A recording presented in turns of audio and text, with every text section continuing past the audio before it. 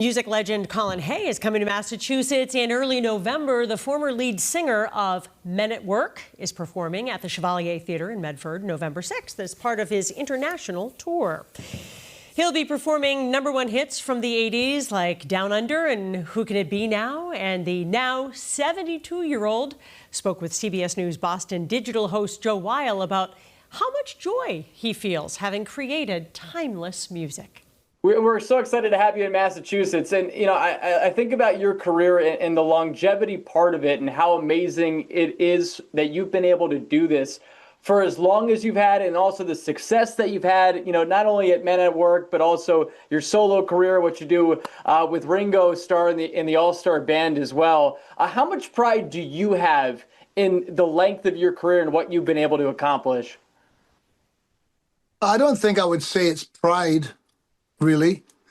But no, you just have to figure out, if you want to stay in the game, you know, how you can stay in it. You know, and I love making music. I love playing music. I love writing music, and I like going out and performing them for people. So, you know, it all started. I mean, it started way back in the long time ago. But I was actually dropped by MCA Records, I think around 1991 or something. And so a lot of the things you do, I think, in your life are not necessarily by design. It's just circumstance. You know, I didn't have a record deal anymore. I didn't really have any agents or managers or anything like that. So I just went out on the road and I to find an audience. And the audience that I found is, you know, it's really important to me because they've supported me all these years. I was just going to say, how much does it mean to you that when you go out and tour and travel, you have people out there listening to your music and singing along too? I mean, everybody tries to make timeless music. You've been able to do that. So how much joy do you derive from the fact that you've been able to accomplish that? Well, it's a warm and fuzzy thing, you know. knowing that your music is still whistled by people when they're walking down the street, like some 45 years later. You can't really tell whether there's an element of timelessness to your music until a certain amount of time goes by.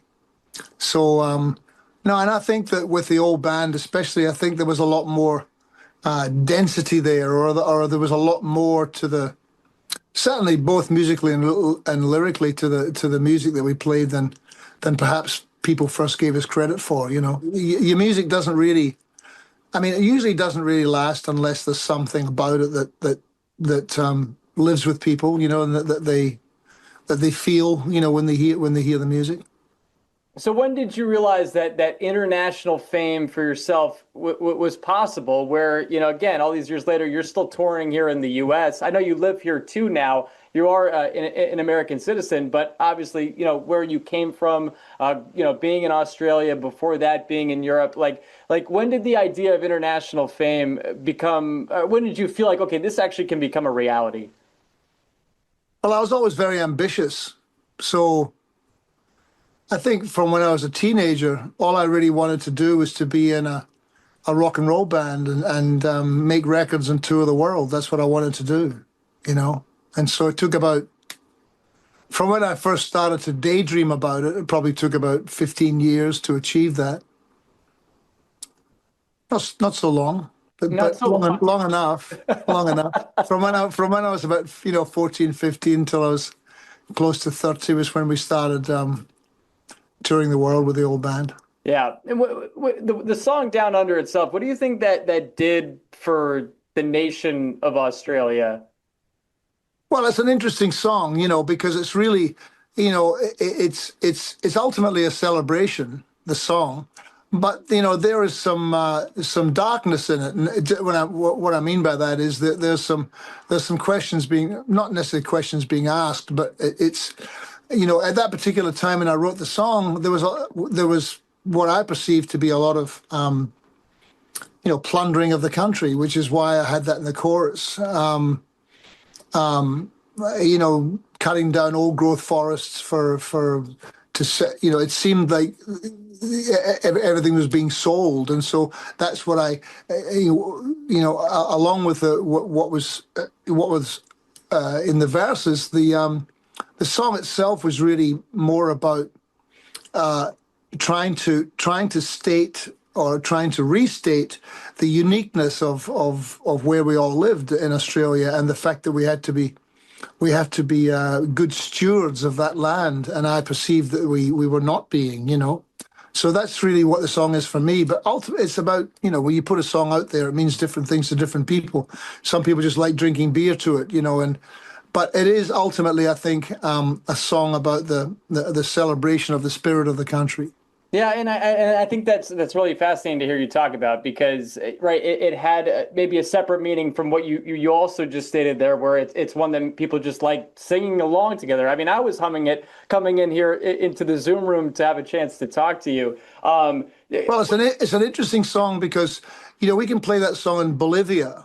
Yeah, And people feel something. I think there's something about the music also, which there's an ethnic quality to it. It's rooted down to the earth. So I think a lot of people feel it, no matter where they're from, even if they don't understand the lyrics. yeah, I think that's so perfectly stated. Yeah, I had a question about your voice and obviously how well you sing. Again, you've been doing this for a long time. You've done it so well. How do you keep the voice so fresh? Well, I have a coach, and which has helped me a lot in the last 5 years. Sleep is more important these days than what it used to be. I don't give myself a hammering like I used to, I'm lucky, it's genetic. My father was a great singer. Whatever I have, I got from him, and my mother too. Actually, she could sing also. But my father was on the stage when he was young, so he was a great singer. I warm up before I sing, which I think can't be overstated. To warm your voice up, it's like a muscle. You wouldn't sprint 100 meters if you without warming up. It's a muscle like anything else. So that's been helping a lot. Absolutely, and you mentioned your parents there. I was reading up about how when you grew up that they owned a music shop. Yeah. I know a lot of what you're doing now stems from those days. How did that experience as a kid develop you to where you are now, where you've been in your life? Well, I don't really know the effects of it. How much of an effect it had, but I remember it was an enchanting way to grow up, to be surrounded by music the whole time, from when I was 5 until I was 14, and from the years of 1958 until 1967. Now, the most amazing music got made during that time, and so every week the new singles would come in, new albums would come in. So it was it was a brilliant way to spend your childhood. And I worked in the shop from when I was like 9 or 10 years old. So I was selling records and listening to music. It's not like I had to go anywhere to experience that, so it came to me. So I was very lucky in that regard. Was selling them on a career in music pretty easy because of where you guys were all as a family? No, it wasn't easy at first. They were worried about me because they thought, well, what are the chances of that working? Have you thought about insurance? No, they never said that, but I know, I think they were pretty worried about the fact that I was going to ruin my life. Yeah, well, on behalf of me and the rest of the world, I'm glad that they didn't steer you into a life of insurance or anything else. But I thought that part of your life is so cool. Just to bring this back to present day, Colin, I remember very vividly watching Scrubs as a kid. I'm a big fan of the show, and there's now actually a reboot of the series coming up. But you had a chance to cameo in season 2 of that show, in which you were singing Overkill, one of your famous songs, and you're going through all the parts of the hospital as you sing it. What do you remember most about your time on the show with that specific song? Because I think that really resonated with American audiences. Well, that was very important for me, the Scrubs, because, I'd been touring for years before that, and it had been building slowly, like I was building an audience, and it was quite humble in numbers, so to speak. I mean, I would be playing to, when I first went out on the road, I was playing to hardly anybody. I was playing to 40, 50 people, and eventually it started to grow. But I think that when the Scrubs thing happened, it just, first of all, it was a popular show, but it was still very kind of cool, and still something culty about it, that it was something you had to know about in a way. So I was on that show, and it just increased my audience, and both however you consume music, but certainly in a live, playing live, I started to get all these, like another generation of people coming along to see me play live, lots of them, and that's still happening. So I'm forever grateful that I got to be on that show and that they used a bunch of my songs.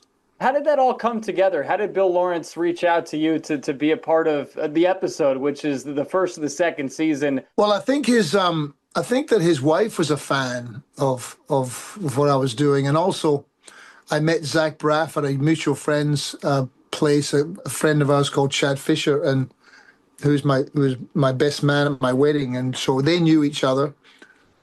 And I met Zach, and he said, "Oh, I've got this gig in this television show," and I said, "Oh, great." He said, "I'm going to be the star." I said, "Oh, more power to you." And he said, "Oh, well, I'll see if I can." I'll see if I can get some of your music on the air. So he played some of my things for Bill Lawrence, and he became a little incensed, actually. He said, why do I never hear these songs on the radio? And I said, well, that's a very good question. And he said, I'm gonna use a bunch of your songs in my television show and see if it makes a difference to your fledgling career. Well, So he did. I think they used maybe 4 or 5 different songs over the course of over different seasons, and yeah, it was great. As I say, I'm forever grateful for that. I hope the guitar that got smashed by Dr. Cox wasn't an important guitar to you in that very memorable scene of that show. Whose guitar was that one? Again, I hope it wasn't one you actually really needed. No, it wasn't one that actually. If Dr. Cox had smashed a guitar that was very important to me, Dr. Cox would not be around. It was not an important guitar. I mean, it was a cheap guitar. I still feel for it because it's an instrument, but I know they brought it in as a prop, really. Was the line afterwards? I swear this is the final one I have for you. It was the line afterwards where you say I have other songs. Was that scripted or was that ad lib by you? No, that was scripted. Yeah, it was scripted. Yeah, perfect comedic timing, and it's a perfect moment I think in TV history, but also obviously important to you. But the song is one, as we were talking about, as so many that you have are timeless, and I'm so excited for people here in Massachusetts to get a chance to see you at the Chevalier Theatre in Medford for the 2025 International Tour. Colin, thanks so much for the time. We really appreciate it. I love playing in Massachusetts, by the way. The audiences have always been fantastic for me there, so I'm looking forward to coming. See you then. I hope they keep it up too. Yeah. Keep that rolling. Colin, appreciate it, but I'm sure they will on stage. Thank you so much. Bye.